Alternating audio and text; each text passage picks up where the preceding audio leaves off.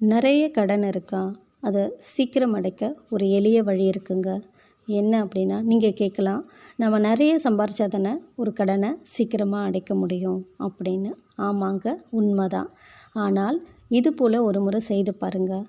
செவ்வாய்க்கிழமை அன்று நீங்கள் கடன் எந்த காரணத்தை கொண்டும் வாங்கக்கூடாது. ஆனால் நம்ம வாங்கின கடனை கொடுக்கலாம். செவ்வாய்க்கிழமை 1 மணியிலிருந்து 2 மணி செவ்வாய் ஓரை நேரத்தில் நீங்கள் வாங்கிய கடனை அடைப்பதற்காக ஒரு சிறிய தொகையை எடுத்துக்கோங்க. செவ்வாய்க்குரிய தெய்வமான முருகப்பெருமானை மனதார வழிபடுங்க. உங்களுக்கு தெரிஞ்ச மந்திரத்தை சொல்லுங்கள். அப்படி எதுவுமே தெரியலனாலும் ஓம் சரவண பவ, ஓம் முருகா போற்றி, உற்றமும் நீயே உறவும் நீயே, நித்தமும் நின்னையே நினைக்கிறேன், எனக்கு எல்லா கடன் சுமையும் தீர்ந்து ஒரு அமைதியான வாழ்வை கொடுங்கள் என்று கேளுங்க. அந்த பணத்தை எடுத்துகிட்டு போய் அன்னைக்கு அந்த கடனை கொடுங்க.